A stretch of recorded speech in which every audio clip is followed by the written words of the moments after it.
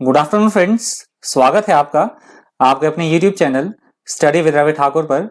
चलिए weekly vocabulary की शुरुआत करते हैं। डॉक्यूमेंट की पीडीएफ के लिए आप मुझसे टेलीग्राम ग्रुप पर जुड़ सकते हैं। मेरे टेलीग्राम ग्रुप का नाम है स्टडी विद रवि ठाकुर। तो जो डॉक्यूमेंट है इसका पीडीएफ आपको टेलीग्राम ग्रुप पर मिल जाएगा।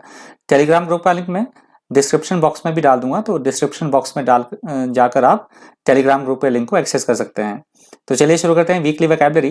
वीकली वोकैबुलरी का पहला वर्ड है डेबिलिटेशन। डेबिलिटेशन यहाँ पे एडजेक्टिव की तरह यूज हुआ है। इसका मतलब होता है दुर्बल होना, बहुत ज्यादा कमजोर होना या क्षीण होना, उसको बोला जाता है debilitation. If you are debilitated by something such as an illness, it causes your body or mind to become gradually weaker. That is called debilitation. अगला शब्द है बिनाइंग। बिनाइंग यहाँ पे एडजेक्टिव की तरह यूज हुआ है। इसका मतलब होता है ऐसा कोई व्यक्ति जो बहुत ज्यादा उदार हो, दयालु हो या बहुत ज्यादा कृपालु प्रवृत्ति का हो, उसको बोला जाता है बिनाइंग। You use benign to describe someone who is kind, gentle and harmless. That is called benign. अगला शब्द है recalcitrant. recalcitrant यहाँ पे एडजेक्टिव की तरह यूज हुआ है। इसका मतलब होता है कानून या नियम का पालन ना करना, या ऐसा कोई व्यक्ति जो बहुत ज्यादा हठी हो या कानून या नियम के विरोधी होना, उसको बोला जाता है recalcitrant. If you describe someone or something as recalcitrant, you mean that they are unwilling to obey orders or are difficult to deal with. That is called recalcitrant. अगला शब्द है कैविएट्स। कैविएट्स यहाँ पे नाउन की तरह यूज हुआ है। इसका मतलब होता है किसी भी चीज की चेतावनी देना या सावधानियां होना, सावधानी बरतना किसी भी काम को करने के लिए, तो उसको बोला जाता है कैविएट्स। A caveat is a warning of a specific limitation of something such as information or an agreement. That is called caveats. अगला शब्द है बेलीगर्ड। बेलीगर्ड यहाँ पे एडजेक्टिव की तरह यूज हुआ है। इसका मतलब होता है मुसीबतों या समस्याओं या कठिनाइयों से घिरे हुए होना, उसको बोला जाता है बेलीगर्ड। A beleaguered person, organization or project is experiencing a lot of difficulties, opposition or criticism. That is called beleaguered. Next word है स्ट्राइव। स्ट्राइव यहाँ पे एडजेक्टिव की तरह यूज हुआ है। इसका मतलब होता है कुछ करने या कुछ प्राप्त करने के लिए घोर परिश्रम करना, कठिन परिश्रम करना, उसको बोला जाता है strive. To try very hard to do और get something, that is called strive. Next word है कॉन्ट्रैक्शन। कॉन्ट्रैक्शन यहाँ पे नाउन की तरह यूज हुआ है। इसका मतलब होता है किसी भी प्रक्रिया में या किसी भी काम में सिकुड़न करना, किसी भी चीज में का संक्षिप्तीकरण होना, उसका छोटा होना, छोटा करना उसको। इस शब्द का यूज एडिटोरियल में होता है इकोनॉमी की सेंस में, हमारी जो अर्थव्यवस्था होती है उसके सिकुड़ने की सेंस में, उस अर्थव्यवस्था की वृद्धि में कमी होना, तो उस सेंस में इसका यूज होता है एडिटोरियल में कॉन्ट्रैक्शन का। द प्रोसेस ऑफ बिकमिंग और of making something become smaller और shorter, that is called contraction. Next word है कॉन्टेंशियस। कॉन्टेंशियस यहाँ पे एडजेक्टिव की तरह यूज हुआ है। इसका मतलब होता है ऐसी कोई स्थिति या ऐसी कोई बात जो विवादों से भरी हो, विवादग्रस्त हो या विवादपूर्ण हो, उसको बोला जाता है कॉन्टेंशियस। A contentious issue causes a lot of disagreement or arguments. That is called contentious. अगला शब्द है एडवर्सरी। एडवर्सरी यहाँ पे नाउन की तरह यूज हुआ है। इसका मतलब होता है किसी का घोर विरोधी होना या प्रतिद्वंदी होना, कंपिटिटर होना, उसको बोला जाता है adversary. Your adversary is someone you are competing with or arguing or fighting against. That is called adversary. Next word है यूजरपेशन। यूजरपेशन यहाँ पे नाउन की तरह यूज हुआ है। इसका मतलब होता है किसी की जमीन को हड़पना या फिर कहीं पे अनाधिकृत तरीके से प्रवेश करना, उसको बोला जाता है usurpation. Entry to another's property without right और permission, that is called usurpation. Next word है कैओटिक। कैओटिक यहाँ पे एडजेक्टिव की तरह यूज हुआ है। इसका मतलब होता है अस्त व्यस्त होना या कोई ऐसी स्थिति जो अस्त व्यस्त हो, उसको बोला जाता है chaotic. Something that is chaotic is in a state of complete disorder or and confusion, that is called chaotic. Next word है इन्फेमी। इन्फेमी यहाँ पे नाउन की तरह यूज हुआ है। इसका मतलब होता है बदनामी होना, किसी भी तरह की बदनामी होना, उसको बोला जाता है infamy. The state of being well known for something bad और evil, that is called infamy. Next word है बिट्रेइंग। बिट्रेइंग यहाँ पे वर्ब की तरह यूज हुआ है। इसका मतलब होता है विश्वासघात करना या धोखा देना किसी को, उसको बोला जाता है betraying. To give information about something to an enemy to make a secret known, that is called betraying. Next word है deceptive. डिसेप्टिव यहाँ पे एडजेक्टिव की तरह यूज हुआ है। इसका मतलब होता है धोखा देने वाला, ऐसी कोई बात जो धोखा देने वाली हो या भ्रामक हो तो उसको बोला जाता है deceptive. Likely to give a false impression or to make somebody believe something that is not true, that is called deceptive. Next word है ephemeral। ephemeral यहाँ पे एडजेक्टिव की तरह यूज हुआ है। इसका मतलब होता है कुछ समय के लिए ऐसी कोई चीज या ऐसी कोई बात जो कुछ समय के लिए हो, अल्पकालिक हो या फिर क्षणिक हो, तो उसको बोला जाता है ephemeral। lasting or used for only a short period of time, that is called ephemeral। Next word है undulation। undulation यहाँ पे नाउन की तरह यूज हुआ है। इसका मतलब होता है उतार चढ़ाव होना, काफी सारे अप्स एंड डाउन्स होना, उसको बोला जाता है undulation। wave motion, a gentle rising and falling in the manner of waves, that is called undulation। Next word है congregation। congregation यहाँ पे नाउन की तरह यूज हुआ है। इसका मतलब होता है लोगों के एकत्रित होने की क्रिया। हम बोल सकते हैं कोई धार्मिक सभा या कोई मीटिंग होना, उसको बोला जाता है congregation।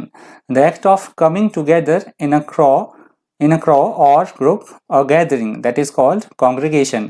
नेक्स्ट वर्ड है आर्टिफैक्ट। आर्टिफैक्ट यहाँ पे नाउन की तरह यूज हुआ है। इसका मतलब होता है मानव के द्वारा निर्मित कोई कलाकृति, तो उसको बोला जाता है artifact. An object that is made by a person, that is called artefact.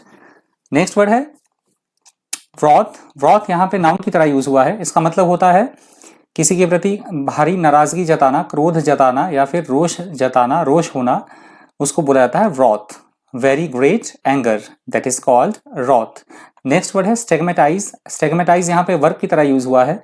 इसका मतलब होता है कलंक लगना या फिर कलंकित करना किसी को, उसको बोला जाता है स्टिग्मेटाइज। टू एक्यूज और कंडेमन और ओपनली और फॉर्मली और brand as disgraceful, that is called stigmatize. Next word है सेडिशन। सेडिशन यहाँ पे नाउन की तरह यूज हुआ है। इसका मतलब होता है दंगा करना, विद्रोह करना या किसी तरह का राजद्रोह करना, उसको बोला जाता है sedition. The use of words और actions that are intended to encourage people to be और act against a government, that is called sedition. Next word है कॉन्स्पिरेसी। कॉन्स्पिरेसी यहाँ पे नाउन की तरह यूज हुआ है। इसका मतलब होता है किसी के खिलाफ किसी तरह की कोई साजिश रचना या षड्यंत्र रचना, उसको बोला जाता है conspiracy. A secret plan by group of people to do something bad और illegal, that is called conspiracy. Next word है आफ्टरमाथ। आफ्टरमाथ यहाँ पे नाउन की तरह यूज हुआ है। इसका मतलब होता है अप्रिय घटना, किसी तरह की कोई अप्रिय घटना होने के बाद जो स्थिति होती है या कोई अप्रिय घटना का परिणाम या दुष्परिणाम होना, उसको बोला जाता है आफ्टरमाथ।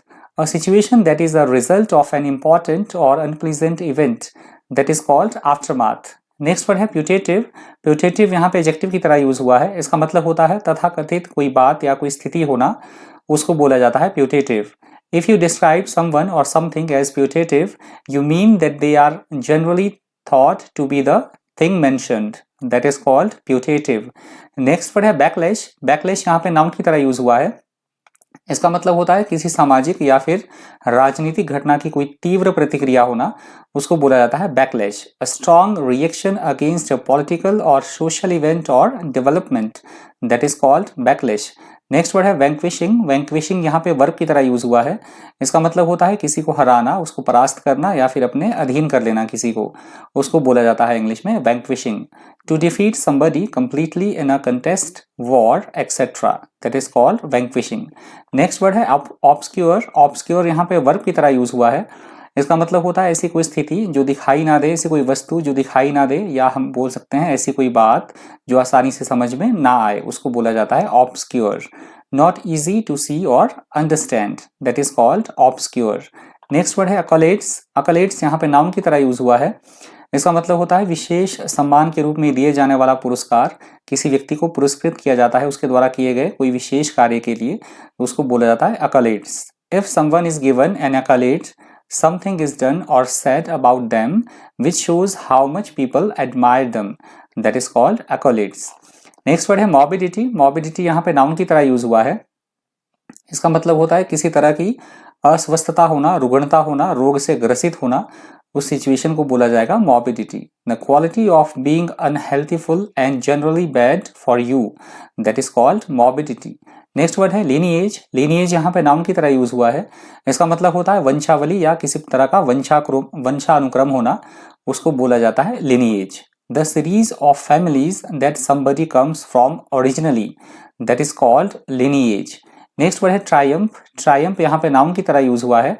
इसका मतलब होता है विजय, जीत या फिर सफलता की खुशी मनाना, उसको बोला जाता है ट्रायम्फ। अ ग्रेट सक्सेस और victory, the feeling of happiness that you have because of this, that is called Triumph. Next word है कॉलिजन। कॉलिजन यहाँ पे नाउन की तरह यूज हुआ है। इसका मतलब होता है दो या दो से अधिक राजनीतिक दलों के सहयोग से जो सरकार बनाई जाती है उसको बोला जाता है कॉलिजन। गठबंधन की सरकार हम बोलते हैं हिंदी में, और इंग्लिश में बोला जाता है कॉलिजन।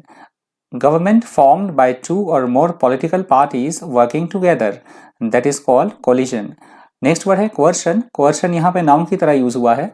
इसका मतलब होता है किसी से उसकी इच्छा के विरुद्ध कार्य करवाना या किसी के साथ जोर जबरदस्ती करना, उसको बोला जाएगा कोअर्शन।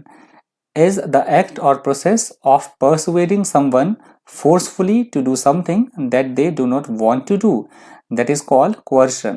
नेक्स्ट वर्ड है रिबफ्ड। रिबफ्ड यहाँ पे वर्ब की तरह यूज हुआ है। इसका मतलब होता है किसी प्रस्ताव या किसी तरह के सुझाव को अस्वीकार कर देना, रिजेक्ट कर देना, उसको बोला जाता है rebuffed. An unkind refusal of an offer और suggestion, that is called rebuffed. Next word है एट्रोसिटी। एट्रोसिटी यहाँ पे नाउन की तरह यूज हुआ है। इसका मतलब होता है अति क्रूर व्यवहार होना या अत्याचार करना बहुत ज्यादा किसी के ऊपर, उसको बोला जाता है atrocity. Very cruel treatment of someone और something, that is called atrocity. Next word है सोफिस्ट्री। सोफिस्ट्री यहाँ पे नाउन की तरह यूज हुआ है। इसका मतलब होता है तथ्य को गलत तरीके से पेश करना या फिर कुतर्क देना, उसको बोला जाता है sophistry. Is the practice of using clever arguments that sounds convincing but are in fact false, that is called sophistry. Next word है ऑब्फ्यूस्केट। ऑब्फ्यूस्केट यहाँ पे वर्ब की तरह यूज हुआ है। इसका मतलब होता है जानबूझकर किसी चीज को जटिल या फिर मुश्किल बना देना, किसी को उलझन में डाल देना, उसको बोला जाता है obfuscate. To make something unclear and more difficult to understand, that is called obfuscate. Next word है ग्रूसम। ग्रूसम यहाँ पे एडजेक्टिव की तरह यूज हुआ है। इसका मतलब होता है ऐसा कोई काम जो बहुत ज्यादा घिनौना हो या फिर बहुत ज्यादा अप्रिय हो, उसको बोला जाता है gruesome. Something that is gruesome is extremely unpleasant and shocking, that is called gruesome. Next word है चार्ड। चार्ड यहाँ पे एडजेक्टिव की तरह यूज हुआ है। इसका मतलब होता है आग से बुरी तरह से झुलसना या जल जाना, उसको बोला जाता है chard. Charred plants, buildings or vehicles have been badly burned and have become black because of fire. That is called charred. Next word है precipitating. Precipitating यहाँ पे adjective की तरह यूज हुआ है। इसका मतलब होता है बिना सोचे समझे जल्दबाजी में किया गया कोई काम, या हम बोल सकते हैं ऐसी कोई घटना जो एकदम से बिल्कुल अप्रत्याशित हो, अनपेक्षित हो, जिसकी कोई कल्पना हमने ना की हो, कोई भी जिसके बारे में किसी तरह का कोई हमने सोचा ना हो, ऐसी घटना का घट जाना, उसको बोला जाता है precipitating. If something precipitates an event or situation, usually a bad one, it causes it to happen suddenly or sooner than normal. That is called precipitating. Next word है कैलस। कैलस यहाँ पे एडजेक्टिव की तरह use हुआ है। इसका मतलब होता है संवेदनहीनता होना, किसी भी तरह की कोई भावना ना होना, निष्ठुर या फिर हम बोल सकते हैं निर्दयतापूर्ण व्यवहार होना, उसको बोला जाता है कैलस। अ कैलस पर्सन और action is very cruel and shows no concern for other people और their feelings, that is called callous. Next word है ऑब्लिटरेट। ऑब्लिटरेट यहाँ पे वर्ब की तरह यूज हुआ है। इसका मतलब होता है किसी भी चीज को पूरी तरह से नष्ट कर देना, मिटाना, या फिर हम बोल सकते हैं किसी को धुंधला कर देना, उसको बोला जाएगा ऑब्लिटरेट।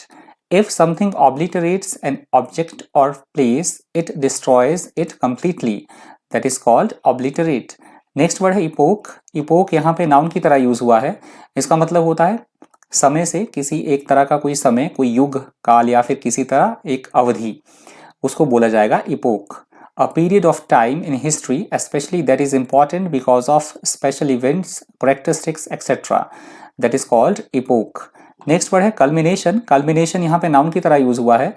इसका मतलब होता है कोई भी चीज अपने चरम बिंदु पर हो, समापन पर हो, शिखर पर होना, उसको बोला जाता है culmination. Something especially something important that is culmination of an activity, process or a series of events happens at the end of it, that is called culmination. Next word है डिसरप्टेड। डिसरप्टेड यहाँ पे adjective की तरह use हुआ है। इसका मतलब होता है किसी भी काम में किसी भी तरह का विघ्न पैदा करना, बाधा पैदा करना, अड़चन डालना, उसमें अड़ंगा पैदा करना, उसको बोला जाएगा disrupted. To stop something happening as और when it should, that is called disrupted. Next word है एम्पल। एम्पल यहाँ पे एडजेक्टिव की तरह यूज हुआ है। इसका मतलब होता है कोई भी चीज जो बहुत ज्यादा प्रचुर मात्रा में या पर्याप्त मात्रा में हो उसको बोला जाता है एम्पल। एनफ और more than enough, that is called ample. Next word है एक्सपेडाइट। एक्सपेडाइट यहाँ पे वर्ब की तरह यूज हुआ है। इसका मतलब होता है कोई भी काम बड़ी जल्दी जल्दी से निपटाना, जल्दी जल्दी से करना, या फिर उस काम को करने की प्रक्रिया में तेजी लाना, उसको बोला जाएगा expedite. To make something happen more quickly, that is called expedite. Next word है ट्रांसपायर्ड। ट्रांसपायर्ड यहाँ पे वर्ब की तरह यूज हुआ है। इसका मतलब होता है किसी भी तरह की कोई घटना का घटित होना, उसको बोला जाएगा transpired. When it transpires that something is the case, people discover that it is the case, that is called transpired। Next word है कॉन्ट्रैक्शन। कॉन्ट्रैक्शन रिपीट हो चुका है, देख लीजिएगा पहले। कॉन्ट्रैक्शन का मतलब है इकोनॉमी की सेंस में यूज होता है अक्सर ये। एडिटोरियल में इसका मतलब होता है हमारी इकोनॉमी का सिकुड़ जाना, उसका इकोनॉमी में अर्थव्यवस्था में कमी हो जाना, उसको बोला जाता है contraction. The process of becoming और the making something become smaller और shorter, that is called contraction. Next word है क्लमसी। क्लमसी यहाँ पे एडजेक्टिव की तरह यूज हुआ है। इसका मतलब होता है अनाड़ी या फिर भद्दा होना। अ क्लमजी पर्सन मूव्स और handles things in a careless awkward way often so that things are knocked over और broken, that is called clumsy. Next word है कॉन्जोर। कॉन्जोर यहाँ पे वर्ब की तरह यूज हुआ है। इसका मतलब होता है किसी तरह की कोई ट्रिक दिखाना, जादू दिखाना, तमाशा दिखाना, अपनी कुशलता दिखाना, उसको बोला जाता है conjure. If you conjure something out of nothing you make it appears as if by magic, that is called conjure. Next word है मैंडरिन्स। मैंडरिन्स यहाँ पे नाउन की तरह यूज हुआ है।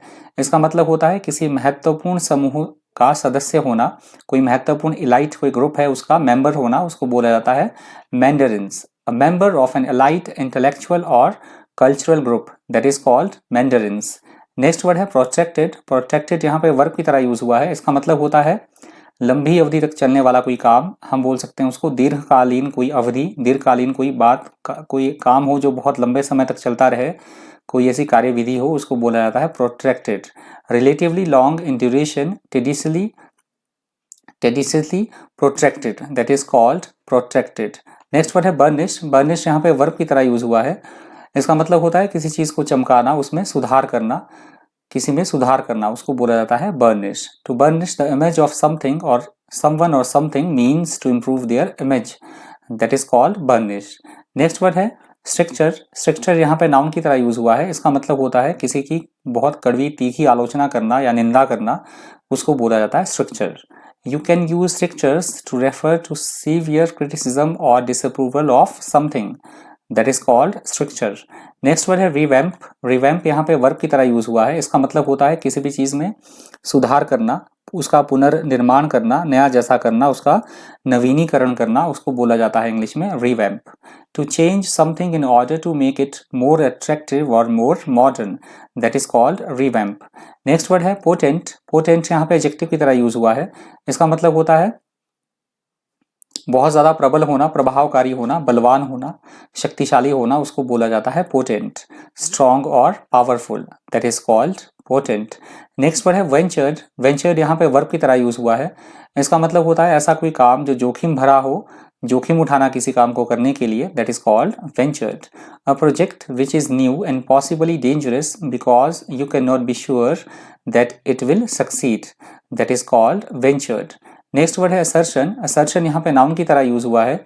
इसका मतलब होता है दृढ़तापूर्वक कोई बात कहना या किसी के सामने दृढ़तापूर्वक अपनी बात रखना, दृढ़तापूर्वक व्यवहार करना किसी के साथ, उसको बोला जाता है assertion. A statement that says you strongly believe that something is true, that is called assertion. Next word है मूट। मूट यहाँ पे एडजेक्टिव की तरह यूज हुआ है। इसका मतलब होता है विवादास्पद कोई विचार या बहस योग्य जिसपे आर्गुमेंट हो, ऐसा कोई पॉइंट, उसको बोला जाता है मूट। If something is a moot point or question, people cannot agree about it, that is called moot। Next word है spontaneous। spontaneous यहाँ पे एडजेक्टिव की तरह यूज हुआ है। इसका मतलब होता है अचानक से होने वाला, घटित होने वाली कोई घटना, उसको बोला जाता है spontaneous। Done or happening suddenly, not planned, that is called spontaneous. Next word है inevitable. Inevitable यहाँ पे एडजेक्टिव की तरह यूज हुआ है. इसका मतलब होता है ऐसी कोई घटना, ऐसी कोई बात जिससे टला ना जा सके, जिससे बचा ना जा सके, जो अवश्यंभावी हो, उसको बोला जाता है inevitable. That cannot be avoided or prevented from happening, that is called inevitable. Next word है gratuitous. Gratuitous यहाँ पे एडजेक्टिव की तरह यूज हुआ है. इसका मतलब होता है अनावश्यक होना या कारण ही कोई बात होना, बिना किसी बेमतलब कोई बात होना, उसको बोला जाता है gratuitous.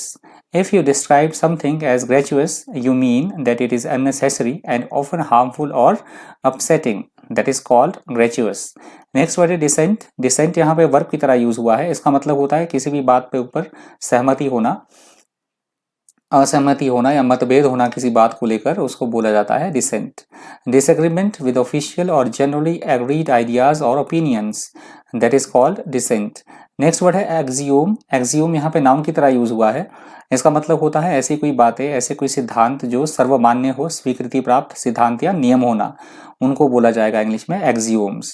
अ रूल और principle that most people believe to be true, that is called axioms. Next word है रिलक्टेंस. रिलक्टेंस यहाँ पे नाउन की तरह यूज हुआ है. इसका मतलब होता है किसी काम को ना करने की इच्छा जताना, उसको बोला जाता है reluctance. A certain degree of unwillingness, that is called reluctance. Next word है रिबेलियन. रिबेलियन यहाँ पे नाउन की तरह यूज हुआ है. इसका मतलब होता है बगावत करना या किसी तरह का विद्रोह करना, आंदोलन करना, उसको बोला जाएगा rebellion. Rebellion is a violent organized action by a large group of people who are trying to change their country's political system, that is called rebellion. और वीकली वोकैबुलरी का अंतिम शब्द है प्रोग्नोस्टिकेट. प्रोग्नोस्टिकेट यहाँ पे वर्ब की तरह यूज हुआ है. इसका मतलब होता है किसी घटना या किसी बात का पूर्व संकेत होना, या हम बोल सकते हैं भविष्य बताना, उसको बोला जाएगा prognosticate. To foretell especially future events according to present signs or indications propensely, that is called prognosticate. तो prognosticate जो ये वर्ड है, ये इस वीकली वोकैबुलरी का अंतिम शब्द था. यदि आपको वीडियो हेल्पफुल लगा हो, इन्फॉर्मेटिव लगा हो, वीडियो से कुछ आपने सीखा हो, तो प्लीज़ वीडियो को लाइक कीजिएगा, ज़्यादा से ज़्यादा वीडियो को शेयर कर लीजिएगा. और अगर आप मेरे चैनल पर नए हैं तो चैनल को सब्सक्राइब करना बिल्कुल मत भूलिए. तो इस वीकली वोकैबुलरी में इतना ही. मिलते हैं नेक्स्ट वीडियो के साथ. Thank you. Thanks for watching.